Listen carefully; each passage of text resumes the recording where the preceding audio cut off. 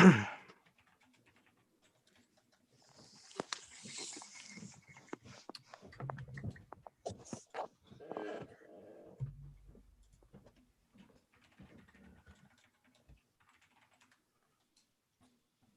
someone comment on the video already?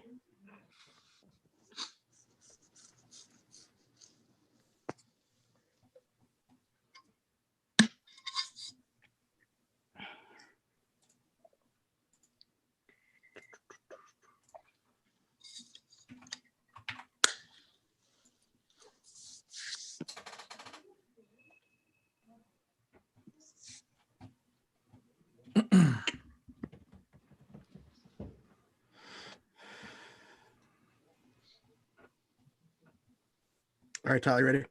Yep, good. All right. 3, 2, 1. Welcome to Around the 412. We are part of allsteelers.com and proudly presented by Crowworthy, where winners are serving winners coast to coast with sports, gambling, fantasy, and more. You can follow Crowworthy at Crowworthy on Twitter, and you can visit us at crowworthy.com.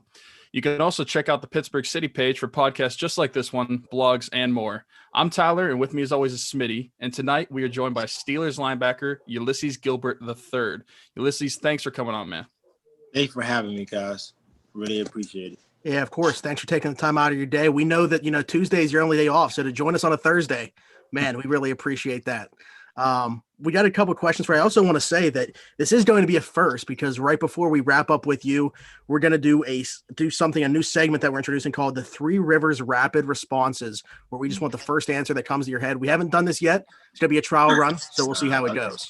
But anyway, thanks for coming on the show. And Tyler, you can kind of just kick it off for us. Yeah, so let's just jump right into it. So before we talk about you with the Steelers, I wanted to backtrack a little bit.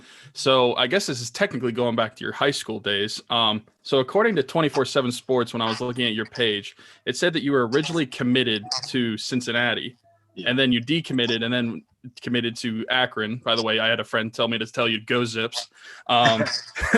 But so I just want to know, what was it like making that decision when we went into it? What was going through your head at the time? My biggest thing, what's not on there is that I decommitted from Cincinnati in the mindset to go to USF. I was talking to coaches there. They was really high on me. I was talking to my mom. I would have been like the first kid from the family, like really going far for college. And it was kind of like a scare factor kind of for her. And I just wanted to be more comfortable for her and just be closer to home, and USF and Cincy in the same conference. So I thought, like, it really wouldn't be too much big of a change, honestly. And so I decommitted, went to official visit to USF, enjoyed the official visit. D coordinator wanted me to commit. Went in there, the head coach commit. He didn't allow me to. Next day, fired the D coordinator and a couple other guys on the defensive staff, and that was my offer. And then late January, right before kind of signing day or signing month, Akron came, Appalachian State, and I just took the visit to Akron and heard about Coach Amato, how he was like a legendary coach at Florida State, and just thought for just being a linebacker is probably the best bet for what I had, so I went with Akron. Cool. So since we're talking about Akron and the MAC, this just popped in my head. What was it like with the MACtion? I mean, I know it's famous for playing on the weekdays, like Wednesday, Thursday night games. What was that like compared to playing on a Saturday? It's different. It's honestly different. It's kind of, you have to kind of get in the mode because you're sleeping in the hotel like on Tuesday night, playing on a Wednesday. So it's kind of like a psychological thing when you used to going somewhere on Friday, spending night Friday, playing a game on Saturdays, having that college football vibe. But at the end of the day, it's still football. It's still a game. So once you're out there and just at pregame or warm-ups or anything like that, you just kind of get in the mode to play football. You just feel good. You feel happy with all your brothers. So after a while, it just became a norm. And I kind of enjoyed it because it's MACtion. Like, you're the only team in the conference on TV at the time. So it's dope to get, like, TV time when usually you don't on, like, a regular Saturday. Yeah, Smitty and I are bettors, so we definitely love the MACtion during the week. It's something to bet on during the week. Degenerates, man. Yeah. Yeah, I feel you. It's the best games, honestly. It'd be some close games. It'd be some wild games. Oh, yeah, there's a lot of fun in those games. Exactly. I want to actually, before you say something else, Tyler, there's something I didn't have in the notes as a question, but I wanted to take a step back just because when I was like searching your name, just trying to get some notes to talk about, something that popped up right away, nothing to do with football, but was absolutely awesome. And it like jogged my memory because I remember seeing this last year at Christmas time. You paid off the layaway debt of 60 Florida families around Christmas time. And that's just absolutely unbelievable. So like, what was the inspiration behind doing that? I always had a niche for helping people. I always did. As a kid growing up, I always just did a lot of stuff with my mom. We do a lot of things by taking food to certain people's houses, like every Sunday. And then once I started to get older, we do backpacks for kids. So I just always been kind of in a mood and had a heart for giving. And then, and once I had this opportunity to play in NFL and then had opportunity just to be where I'm at, I was like, I just want to get back to my city. Because at the end of the day, I love my city. It's the ones who raised me. I love going back home. So I just wanted to give back somehow. And so me and my agency found a way to get that possible. And that was one of the ways. And I'm just so thankful for the opportunity because it was more than I ever imagined. I kind of just felt good at giving, but to actually be there and then see the families, meet the families, they're just so dope because I've been on Cali my whole life and never seen any of these people. So it's just dope to just see new people, create new relationships, and also just do something good for families that's in my city and just allow them to enjoy Christmas with their families and and don't have to worry about anything debt-wise. Yeah, and I think it struck so closely for me when I saw it because this is the third year we're going to be doing our Christmas drive called Rocking Around the 412, and we do something similar. You know, we take that financial burden away from the families that can't afford to give their kids Christmas and just completely erase that financial burden for them. So when I saw that, I was like, man, that'd be great to bring up on here just because, like, you know, we're getting down now just a couple months before Christmas. It's almost that time of year again. So is that something you think that you'll end up like trying to do again or something similar? Yeah, I want to do it yearly. I already talked to my agency about getting in touch with them and see if I could do it again and maybe add another store to the table if it's possible. And then in the future, I would like to just one day have my own nonprofit and just kind of turn into my thing and kind of just be able to do more stores and just do more in that kind of area. So I just have aspirations to do those type of things. I'm praying that I'll be able to do them. But for now, I do want to do yearly pay away or layaway. So that's something I'm excited for this year.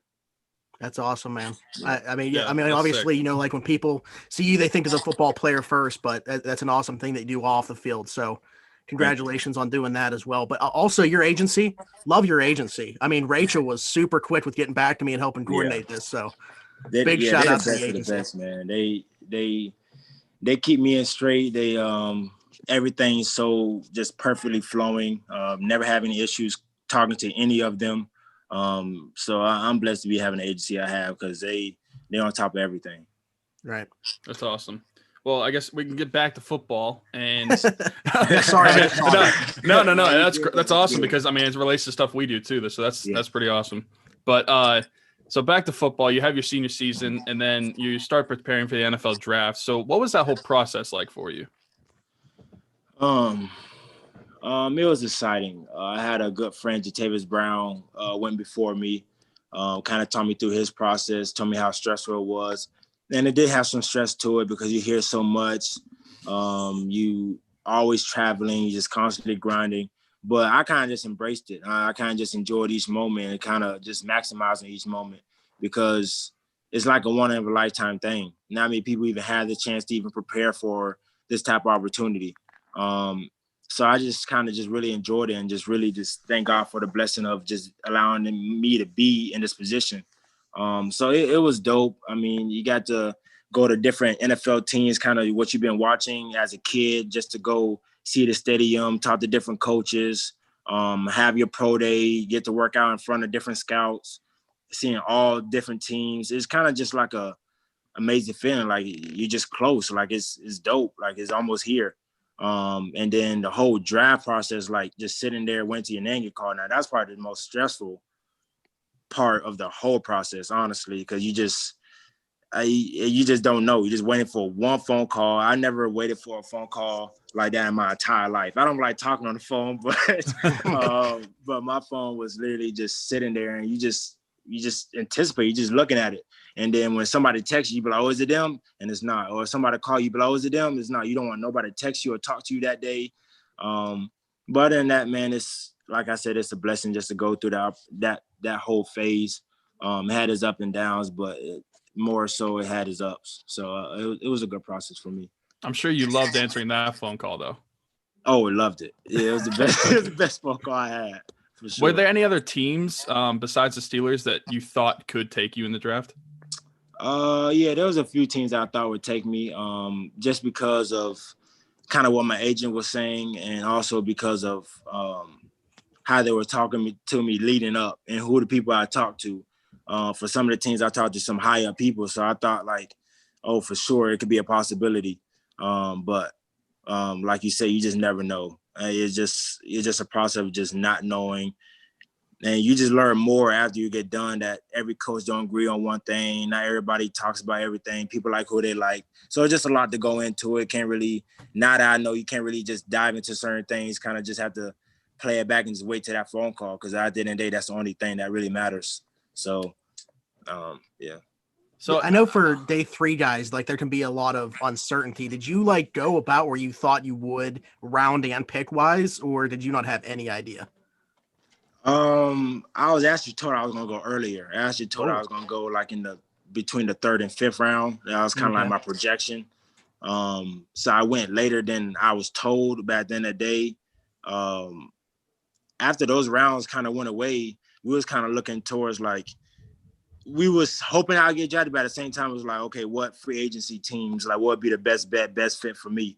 And that was kind of like the conversation we were having leading up until like the 6th round, which is, I mean, what you have to have, because if the 6th round go by and the 7th round go by, you have to kind of be quick, because it's like a real quick process after that. But when I got drafted, man, at the end of the day, I don't care if it was the first pick or last pick, it's just a blessing to even get your name called and just see it on TV. Something you dreamed of as a little kid. So I was blessed to be able to get taken in the 6th round and by the Pittsburgh Steelers, because that was my favorite team growing up too. So it was almost like a dream come true. Yeah. Okay, well that opens up a whole new question then. I mean, I have a follow-up question just, based off that. How did you become a Steeler fan, and who was your favorite player growing up? My favorite player, honestly, man, was Troy Polamalu. I'm just a defensive guy. And I just loved just how quiet a guy he was. And I kind of feel like I'm the same way, just kind of low-key, humble, quiet guy, but just love playing football. And he just made so many plays and just played kind of like big of himself, and then always kept God first. So I just kind of just love how he just went about it as a man first, but also as a football player. And then it happened because I just used to watch games with my dad growing up. He is a big Cowboy fan. And then I just ended up loving the Steelers defense. And my brother was a Ravens fan. And so it was just one of those things where you just had always those battles in the house. And I just went with the Steelers and just loved them ever since. Always been with black and gold. So they were just a dope experience to actually get drafted by them, because I had took like a pre-visit here. Mm-hmm. But when they took Bush, I was like, I don't know why they would take another linebacker now. And they did. So it's just a blessing. So. Yeah. So what have you, well, obviously like you were ecstatic to get drafted by them, but then like really to find out like the inner workings of the organization. So what were your first impressions then of, not just the organization, but the city, the fans, kind of everything? The best, like just the best fans. Honestly, just, y'all just love the Steelers. Like, I don't know how else to say that. You just love the home team. Y'all do anything for them. So it's just so dope. It's so dope. Exactly. And it's the best thing in the world to be at the stadium, just see those yellow towers just go in circles. Like it's the best feeling.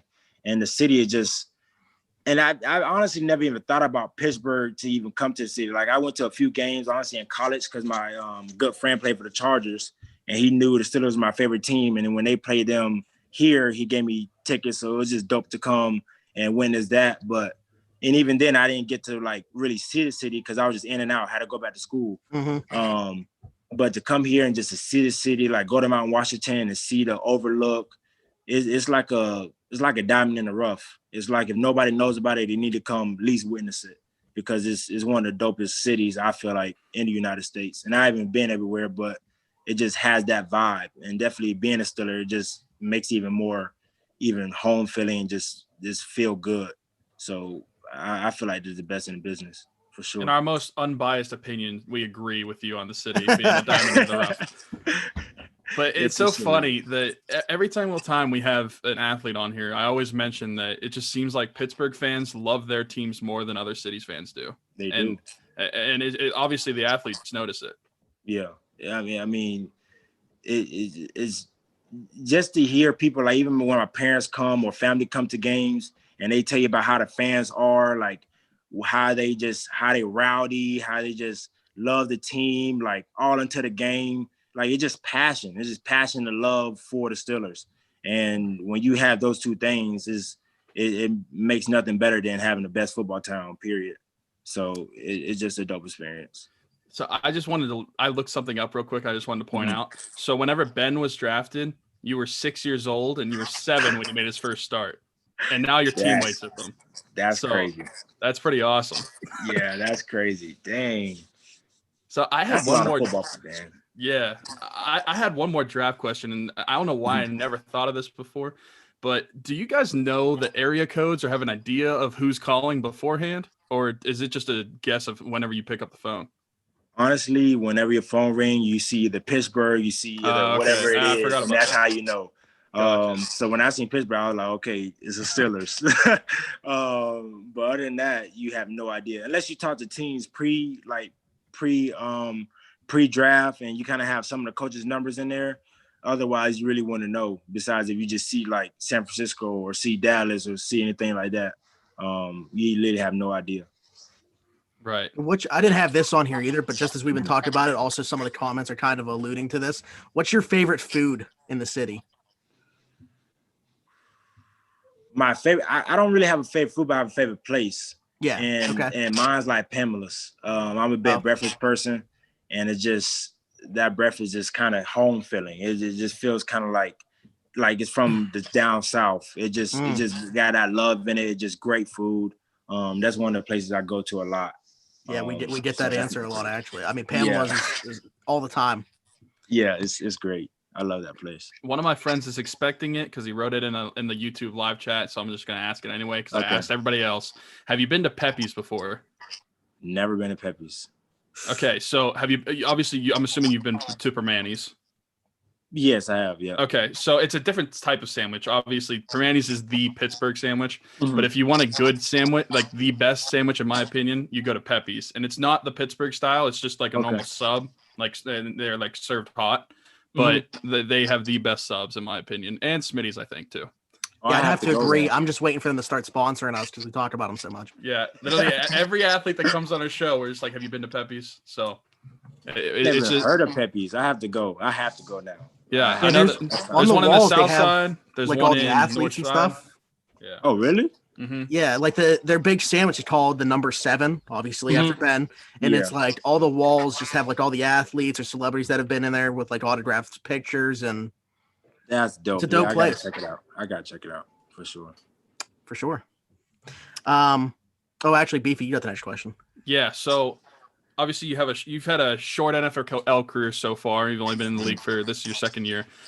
So I guess going through NFL, college, high school, whatever it is, what is your favorite football memory that you have? Dang, man.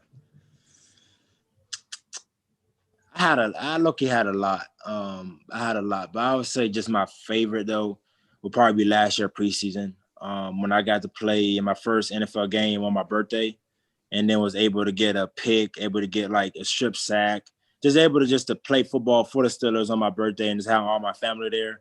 I'll probably say that was my top favorite NFL like memory for sure. Yeah, that's the GIF we used actually today. Really? Talked about you coming on. We used the little clip of you having that interception. Yeah, that's my favorite. That's my favorite day for sure. I can't remember if Smitty asked this when we were talking about you as a Steeler fan, but what was it like for you to put on a Steeler jersey for the first time? Breathtaking. Sometimes even today, I look like when I go in the locker room and just see the emblem, I just be like, dang, man, I'm really a Steeler. It's just mind blowing sometimes when you just sit there and think about it. because you just watch so many legends come through this same locker room and this same facility. And it's just like you wearing the same badge, like you represent the same thing. And it's just so much history. It's just so dope to just sit there and be like, I'm a Steeler. Like I'm part of one of the best organizations, if not the best organizations in this league. So it's an amazing feeling. Like just wearing that jersey, just seeing everybody have that helmet on, it's just like, all right, yeah, let's go. Like we play for the best team. It's just like, let's go. That's how I feel. That's awesome. Yeah. Okay, so this is a question I feel like a lot of people are waiting for, one that I feel like most people are anticipating an answer to. Okay. You mentioned a guy that you actually came in the same year with, the same rookie class, Devin Bush. Mm-hmm. Obviously, he went down with the unfortunate ACL injury. Yeah. How do you see your role changing due to that injury? I see them maybe just putting me into certain packages that he was in, kind of like on third down or something like that, just because he had that fast speed. He was just that fast guy. And that's kind of like what I bring to the game as well. So I feel like in those type of downs, they might start trickling me in there, but also just a lot more special teams because I was inactive for a few weeks just because of the whole COVID thing. You only had to dress 4 linebackers. So I was the 5th one. So now I just have, just more opportunities on special teams alone and just to be able to play. But for defense, it's just whatever they feel to fit me at. Because right now, like Robert Spillane is doing amazing. He did good coming in for Bush last game. And of course, Vinny Williams is, I feel like just a legend here and just one of the best players I've seen play too. So just having those 2 guys, I feel like we're in a great position. And I know Bush is going to come back even better next year. So I'm not even worried about that either. Yeah, well, that's what I wanted to ask you about. Well, first off, apparently Robert Spillane goes by Spilly. Is that what we were hearing? Yeah. So as far as like practice today, was that a good indication of what things could look like? Were you out there a lot in like third down situations that they were trying to emulate? Yeah, I was out there a few times. But at the same time, I feel like they're just trying to get my feet wet, trying to just see, kind of just have a projection of what they might want. Because just now things could open up and just put people in new positions. So I think they're just trying to get me to look at it and see if they like to fit. But other than that, I was just going with the 2 defense, and then Spillane and Vinny was going with the 1 defense. So that's how I just set up right now. Okay. Also, someone just mentioned in here, and it's actually a good question, not one that I had on here, though, because you mentioned how you expect your role to increase on special teams at the very least. How important is special teams to Mike Tomlin? It's like one of the most important things, probably more important than offense and defense, because it sets the offense and defense up. If we get great field position on a kickoff return, then we have a better opportunity to score. And if we stop the other team behind the 20, then we have a better opportunity to stop them on defense. So honestly, like special teams has one of the biggest key roles in the football game, and it's just field position. If we could just determine that, then most times, 9 times out of 10, you could win the game off field position alone. And special teams just has the biggest effect on that. Do you think there's some truth then to, if a guy's performing well on special teams, he will give them more opportunities, whether it be on offense or defense, depending on what the guys play, but he wants to see them succeed on special teams first? Yeah, I feel like that's just his foot in the water for a lot of guys, just to see if you could make plays and be very productive on that. And then if he feel like you are, then he might try to see if your role could expand, just be on either defense or offense. That's just how he looks at it. But he looks at it like, if you can master this special teams thing, then you probably could get up and master the offense or defense. But at first, it's good to get your feet wet, run down there, make certain plays, do blocking, like do things according to your position, and then gain that role later on. But he definitely want most guys on special teams just to see and get your foot wet and just to go hit somebody and just go have fun. And then if you could do that, then he'll start talking about other things. Right. Yeah, Beefy, I'm going to jump your question here for my next one, just because it just ties right in with it. We already talked about Vince Williams a little bit. That's a guy who, once again, kind of got his feet wet on special teams. Yeah. Now he's one of the defensive leaders, I feel like. So what is his presence like in the linebacker room, and what is your relationship individually like with him? Just a great presence. He's just a vet, but he's just a cool vet. He just looks out for everybody and just wants everybody to succeed. I just get that kind of love from him. He just wants everybody to do good. And because he already feel like he just did his thing, like he did what he set out to do, and also he's continuing to do more. But at the same time, he just knows like that he wanted the young guys to win because he was in that position too. So he just gives that kind of that love in the locker room, always on guys, just want people to be the best of the best, and just definitely on game days, he just brings a whole nother like vibe to the whole game, to the whole atmosphere. Because he just turns it on. It's just his switch just turns on, and he just unleashes his. It just unleashes Vinny. He just does his thing. So it's.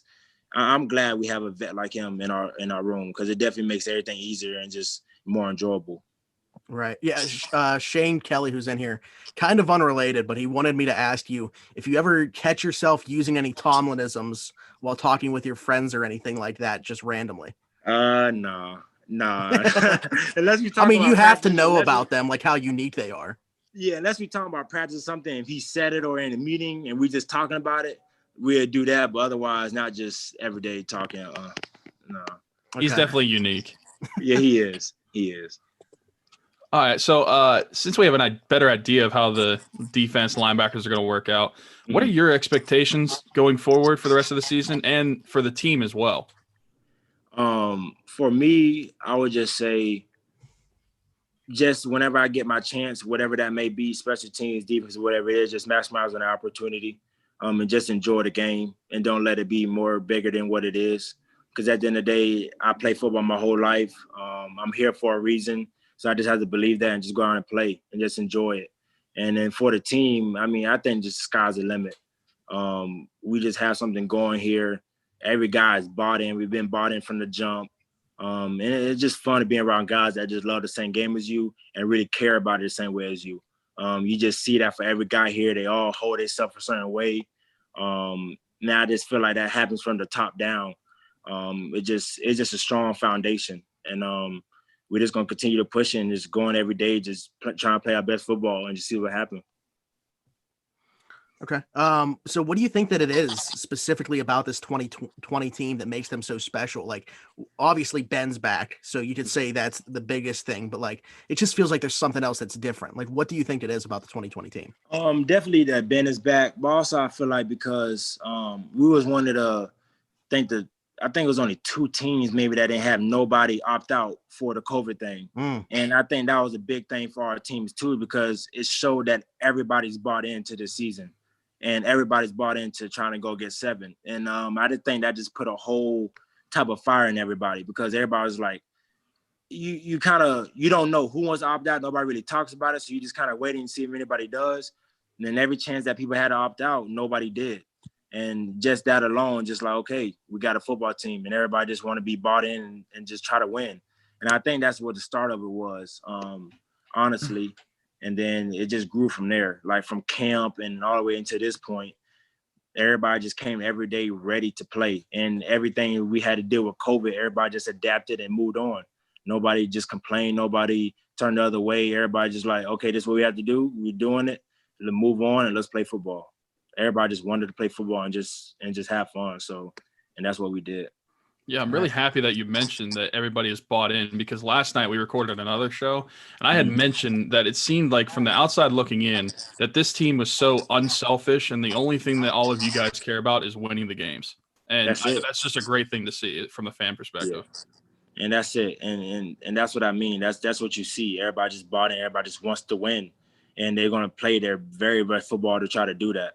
And I feel like that's what this team is doing and that's what we are doing. And it's a great feeling to be on a team like that, to know that everybody bought in, everybody wants the same goal, and everybody actually working towards that same goal. You don't have nobody that's like an outlier or anything. Everybody just every day bought in, ready to practice, ready to get better, and is ready to go out on every Sunday to just do our best. So it's really dope to be a part of this team. Right. So you have obviously the vocal leader on offense and Ben. Is there a certain vocal leader on defense? Is it one guy? Is it a group of guys? Or what's the deal with defense?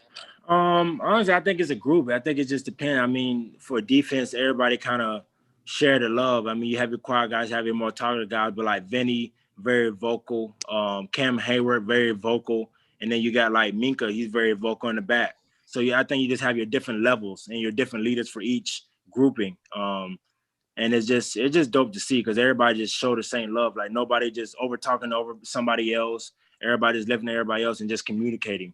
But the most people that will talk the most are like Vinny, Cam Hayward, Minka. But everybody's constantly talking. I mean, I feel like everybody kind of share it. But for the defense, I would probably say those three for the most. Yeah, I'm trying to think. It might have been Derwin Gray when he was on here. Somebody said when I asked a similar question, and he said if he had to answer that, probably Cam Hayward and Tuitt together. I guess they had a thing, and we noticed it too, how they made their guys wear like polos under their jerseys to like show we're showing up for work, like set that tone, which we love. I'm pretty sure it was Derwin Gray that said that. Yep, it's Business Fridays. Yeah. So every Friday they wear like a collared shirt. And it's just time to come to business, time to go to work. And it is dope, like just simply as that. That's being a leader. It is showing like you come on a Friday, it's time to get to work because we only got 2 days till showtime. So let's clock in and let's get this thing going. Right. And I mean, I know wearing pads just normal it's really hot when you're playing in the summer. So I mean, wearing a polo underneath, that must have been tough.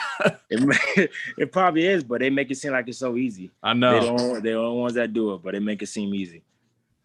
All right. So this week, you guys are preparing for the Titans, but this game was actually supposed to be played a few weeks ago. Yeah. And when the Titans had their whole COVID situation. So what was that like for you guys, and how did the team approach it? Because, I mean, from day to day, we really didn't know what was happening up until the game was actually postponed. We approached it like we was going to play them that Sunday. We honestly didn't take no play off, no days off. We prepared like we was going to play them that Sunday, and every day – we just kind of got the news in the morning, and then we just sat out and just went about our ways to how we go about what day. And then the next day we'd hear something new, and then we'll go about our day, how we go about our day. But it was never in the sense of like, okay, we might need to take a break here, or man, to take a break there, because we don't know what's going to happen. It was like, let's come to work. Let's keep everything the same. We'll let you know if anything changes, but we're going to prepare like we're playing them Sunday. So it felt like a regular game week, honestly, until that last Thursday or that Friday when we finally noticed that we wasn't going to play them. And then he gave us a weekend off because that was pretty much our bye week now. But other than that, we just prepared like it was game day. And honestly, we were pissed because it kind of feel like we got our bye week shortened. But at the same time, we just ready to go play them again. It was the same kind of intensity we had 2 weeks ago as we have this week. You guys can take out that frustration now on Sunday. Exactly, because a lot of people are upset because we were supposed to be on our bye week this week, I believe, or either next week. I think next week. Because we were supposed to play Ravens this week, right? Yeah, right. Yeah, next week. Yeah, that kind of answered my follow-up question because I was going to ask: Are you guys like all upset about that, or did it not bother some of you? But we was upset during it. We were just like, dang, like we only got 3 days and really just a weekend. But now it's just like, I mean, we're playing football. And we just want to continue to win. So now people don't even think about it. It's just like, okay, what's team next? And what thing we have to do? So this team does very good on not really sitting on issues. Like if that was a problem in the past and we're not looking back there, we're looking forward. So that's kind of like everybody's mindset and everybody's view of this season and how things are going. So. Yeah, and it seems like with the way the team's bought in, it's not going to bother them playing all these games in a row. They're just going to keep going forward. Yeah, exactly. It's not. We do not care. That is what my comments. And it's true. We do not care. At the end of the day, we're just going to go play football. That's how the cards are dealt. We can't complain. We just got to keep moving. I mean, nobody's going to feel sorry for us, so we can't feel sorry for ourselves. Yeah, as our friend, and he pointed out before, I didn't say he was our YouTube editor before as well. So he's our YouTube editor, Sarge. He said it's kind of like you got 2 weeks to prepare for the Titans, technically, since you basically had no bye week. Exactly. Technically, we do. And also, it was allow us to get more game film on them because I believe they had 2 games before, or they played 2 more games before us, or maybe 1. But so we have more film on them now. So it just honestly, like in the grand scheme of things, it just helps us better because now we have more things to prepare on for them now. Yeah, they've played Buffalo and Houston since, which they wouldn't have done. Yeah, exactly. So 2 games. So now we have 2 more games of film and 2 more things of what they may do. So it just only helps us with our preparation as well. Is there anybody that you guys have had in practice try to emulate Derrick Henry? Nah. And bought the ball, I'm telling you. Yeah, there's not many people that can really emulate him. I mean, he just a freak of nature. He's just one of those people that don't come around too often just for his size alone. So, yeah, well, I think with your guys' front seven, you're up for the test. Yeah, we're up for the test, but I'd take our front seven any day, honestly. It's some of the best I've ever seen. So, I mean, just talking for them, they don't see no type of backs. They're just ready for the competition. They're just ready for it. So, yeah, if you ask us, you guys are the best in the league. So, yeah, no bias, no bias. No, not biased at all. I feel the exact same way. All right, so what's kind of going back? I mean, this could be, from Coach Tomlin. It could be from anybody, defensive coordinator, high school coach, college coach, whatever it might be. What's the best piece of advice you've ever gotten from a coach? Honestly, from Denny Smith, it was a quote that somebody told him, and he told us about it, but it stuck with me. He was like, what is it? Let me think about it. Don't miss out on tomorrow because that may be the best day of your life. So that kind of just emulated me because sometimes we get so caught up in today, or we worry about so much about tomorrow when tomorrow's not even here. So just let tomorrow come because it could be the best day of our life. So just don't miss out on it. Don't be thinking about so much of today and then bring it over tomorrow that you could just miss out on a wonderful day. Just kind of deal with those problems, pray about it, or deal with it however you deal with it, and just come into the next day in a positive mindset and just enjoy it because you never know what could come that day. So that's one of the biggest things that he recently just said it, but it's probably going to stick with me forever. So that's probably just one I say. How many pieces of gum was he chewing when he said this? He don't chew gum in the morning for meetings. I think that's only a game time thing. Really? Yeah, because in the meetings he just chill. He don't chew gum like that. Wow. Okay, that's kind of surprising. I thought it was just like an all day long thing. Yeah, on TV when you see him, it's just like half of his mouth is filled up. Yeah, no, not at all. If he chews gum, probably one or two pieces during like meetings and everything, but on game days, yeah, you see the full ball of mouth of gum, but on a regular basis, no, he doesn't do that.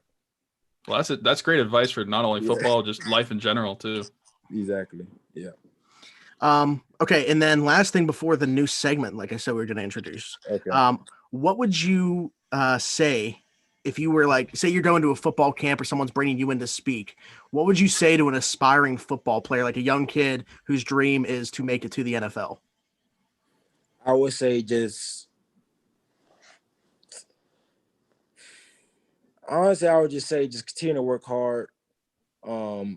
Just keep God first and just keep your head down and do what everybody else is not doing. Because a lot of times there's a lot of people that would follow the crowd, and sometimes you just need to be you, and whatever that may be, just be comfortable with that. I feel like that's one of the biggest things that kind of got me to here because I had a lot of friends that wanted to do other stuff, but I always just said no, and kind of just stuck to my dream. Like I didn't even know if I was gonna make it or not, but I wanted to give myself the best chance. So with some things you just have to take the long road or the harder road. Even though that road might be fun right then, or you think it might be the best thing ever at that moment, at the end of the day, like you're gonna have so many more best moments in your life if you just stay the road for you and your purpose. So that'll probably just be the best thing for me is just keep your head down, continue to grind, stay humble, keep God first, and just be you, and don't change that. And just kind of when you kind of feel in your body that it's not the best choice and you want to do something different, do something different. Don't do it because you're trying to think about what they may say about you. Because at the end of the day, you have a goal you want in your life, so go get that goal. Because at the end of the day, nobody else can get that to you. Only you can grind for that, and nobody gonna be like, "Oh, it was this person's fault, or it was that person's fault you didn't make it." It's your fault. So at the end of the day, it's on you.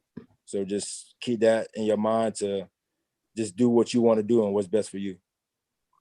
Yeah, I'm not going to lie. You got me ready to run through a wall down here. No, but that's good. I mean, once again, it's kind of something that you don't have to just relate to football. I mean, it could be anything, just whatever your dreams are in general. So, Love that. But Tyler, I don't know if you have anything else, but I mentioned that we were going to kick off a new segment that we're going to start doing with every interview we have. Okay. All right. So we're calling this the Three Rivers Rapid Responses. So I'm going to ask you a question. First thing that pops into your head, whatever it would be. So this is related to, I remember seeing something a while ago about how many plates of pasta Sean Alexander would eat the night before a game. It got me thinking, Ulysses, what is your favorite meal to eat the night before a game? Honestly, guys, I don't eat that much. It's probably either fruit, and I honestly just eat gummies. Like, I like to feel light. Like, I like to feel, when I wake up in the morning, I like to feel light and lean. I don't like to feel too heavy going to bed. And honestly, I don't really eat that much after 8:30. And so for dinner, it's probably around like 8 to 10. So I honestly don't eat either just water, fruit, or I'm a big fan of like gummies. So I eat gummies. And then wake in the morning, either have some type of breakfast or anything like that. But before games, I really don't eat that much. Got it. Okay. I have fourth question, just because you said fruit. What's your favorite fruit? My favorite fruit, I have a lot, man. I love apples, strawberries, oranges, pineapples, grape. I mean, I love, honestly, mostly all the foods besides like cantaloupe, melon. Not a big fan of cherries. Kiwi, I'm not a big fan of that. I'm a big fan of the flavor of like drinks and stuff, but not the kiwi fruit. Right. And bananas is kind of iffy to me. I kind of eat bananas because I just know the benefits, but I'm not a big fan of bananas either. So. Well, you did say some good ones, so I'm happy with that answer. Okay, so say the whole team is putting together a playlist. You only get one song. What's the song you're adding to it? Thug Motivation by Raw Wave, probably. Or Dark Clouds by Raw Wave. Okay. Yeah. All right. And last thing, what is your favorite thing to do outside of football? Explore. Go on nature walks, read, and do stuff outside, or just relax with some of my closest teammates, or just relax. I'm honestly just a chill person outside of football, and it's kind of like just let my brain free. And just do stuff to kind of get my brain off of football sometime.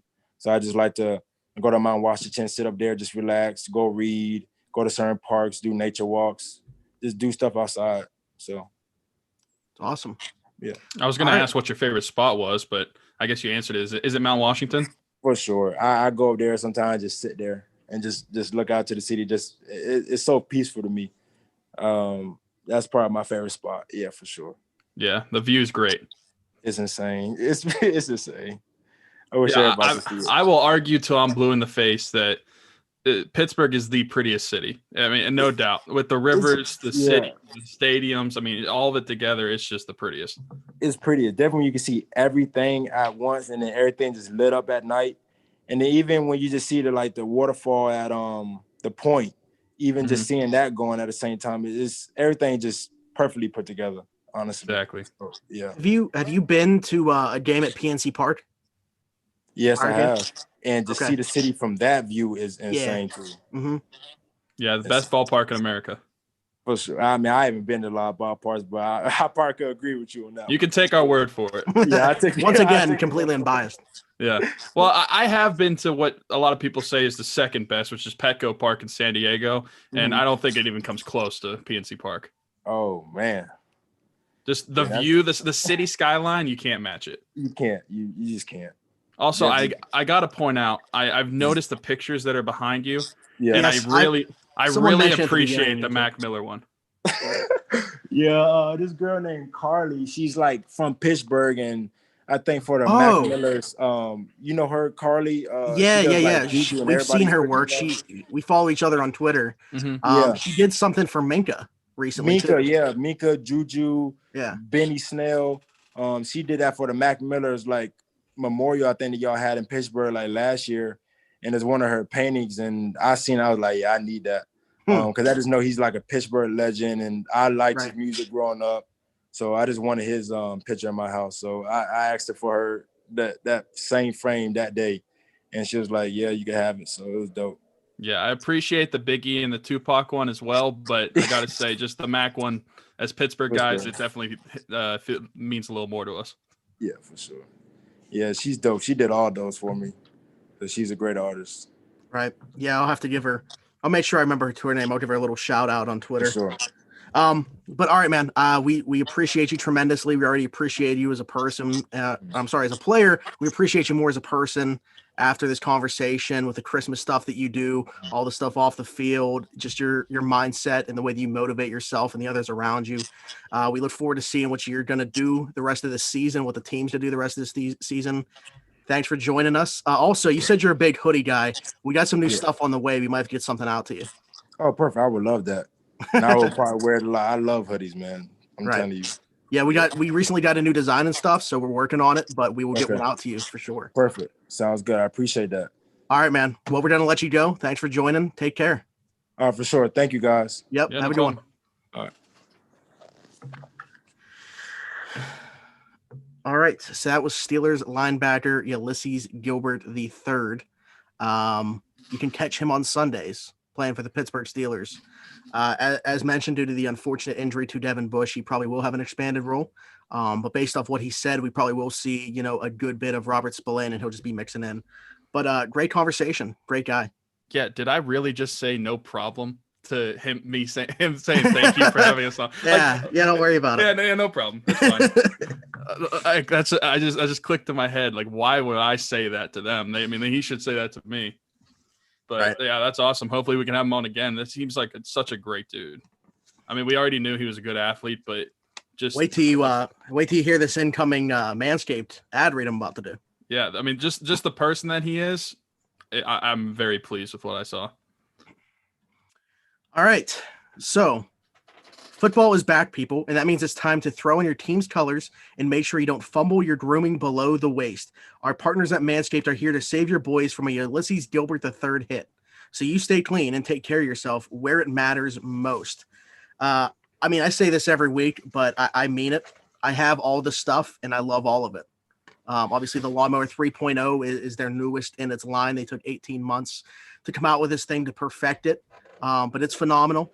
The cologne's phenomenal. The body wash is phenomenal. The foot deodorant is phenomenal. I just recently got that. The ball deodorant, the ball toner, they're phenomenal. Everything about them, it has a distinct scent. They'll keep you clean down there. You smell fresh. So the third generation trimmer, the Lawnmower 3.0, reduces grooming accidents thanks to advanced skin safe technology pioneered by Manscaped themselves. The battery will last up to 90 minutes off of its charge. It has an LED light to illuminate the grooming area for closer and more precise trim, and it's waterproof, so you can use it in the shower. They've also upgraded it to a 7,000 RPM motor with quiet stroke technology. And the charger is USB, very simple, plug it right into the wall. Again, charge it up and it can last 90 minutes off its charge. So you can get 20% off plus free shipping when you use the code 412 at manscaped.com to buy any of those great products, not just the Lawnmower 3.0. The discount code works on literally everything on the site. So again, manscaped.com, code 412 at checkout. That's going to get you 20% off plus free shipping. And there's no limit. Doesn't matter what you spend. If you buy anything, you can use it. Mm-hmm. And it's not just 20% off, 20% off plus the free shipping. Because that's a big thing. If you spend a lot and you get 20% off, it's like great, but then like you got to pay that shipping, and that almost like takes back some of that 20% off you're saving. Right. So combining those two things, it's a big deal. And if you're looking into this stuff anyway, whether it was Manscaped or another product, you got to go with Manscaped because we're literally saving you money by doing this. You're just spending less money with us and helping us out. So you definitely need to get on the Manscaped train. Absolutely. The last thing I want to say before I talk about our other sponsor of hair, I should start rocking the do-rag on here. It's a good idea, Shane. Rocking around the 412 do-rag and sunglasses. Exactly. That's it. Rock Around the 412 year 3 has kicked off. What Ulysees does is awesome. I almost kind of want to hit him up and see if he'd be interested in like collaborating in a way this Christmas. I know that we're kind of getting close to Christmas, so there's not too much time, but potentially we'll see if we can make something happen. But if you donate at least $20 to the cause, you'll be eligible to win any of these great prizes. In this box, I got a Juju Smith-Schuster signed football, a Jack Ham signed pylon, a Brian Russ signed puck, a Kevin Newman jersey, Joe Musgrove signed baseballs, a Benny Snell signed photo, a Minka Fitzpatrick signed jersey. And there's plans to potentially get more stuff. And the way that will happen is if you guys continue to donate.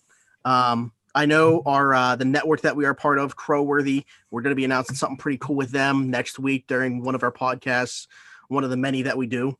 So we're excited for that. But again, if you want to get involved, it isn't our pinned tweet right now just because of the interviews that we have coming up, both the one that we just did tonight and also the one coming up on Monday. But if you search the name Around the 412 and the word Rockin', come up right away. The GoFundMe link will take you right to where you can donate and also give you our mission statement, which I try to give you a little bit of a breakdown of what's going on. I talked about it with Ulysses, but essentially we are providing Christmas to children whose families otherwise would not be able to do so. All the money that is donated goes to purchasing toys, clothes. Last year, Beefy and I had to find ways to come up with makeup. Dude, we literally also video games. We literally bought 3 Switches. Yeah. So, yeah. So I mean, we're excited about it. But yeah, you guys are the way that this happens. And as much as you guys donate, there's gonna be more prizes involved. More families can be part of it. Right now, we have 2. Go ahead. And a reminder that the money that you donate does not go towards what we're spending on the prizes. Oh, correct. Like Yes. it's not taking away from that at all. Everything gets donated to these families. Right. Every single penny that you guys donate will go towards purchasing toys, clothes, video game consoles, makeup. I mean, we even got books, gift cards art. last year because we didn't know what to do. So we had extra money. We'll just get it on gift cards. So yeah. And if you have any ideas for like other potential things that we should do, we're always open to suggestions. We're open ears. Shoot us a DM or an email, whatever it might be, and let us know what you think. Same goes if you have a family in mind. As I said, we have 2 right now. I think that we could potentially do a third with what we are expected to be able to raise. Once again, going back to this announcement that we're going to have with the network that we are part of next week. So we're excited about that. I will tell you guys about Keats Barbershop, and we will get out of here. We will be back on Monday with Pirates third baseman T. Brian Hayes. So Keats Barbershop is an old-fashioned shop located at 180 Brighton Avenue in Rochester, PA. He's open 11 to 7 Tuesday through Friday and 9 to 4 on Saturday. And every Tuesday he has 5 hours off for military personnel, first responders, and nurses. Again, that's Keats Barbershop, 180 Brighton Avenue in Rochester, PA. Again, big shout out to Ulysees Gilbert III, linebacker of the Pittsburgh Steelers. Excited to see what he's going to do the rest of the season. Great player, better person. Awesome conversation with him. I hope that we can get him back on here sometime. I hope that we can maybe, again, collaborate with him in some type of way because that'd be awesome. But it's been Smitty. It's been Tyler. We'll talk to you next week. Bye-bye.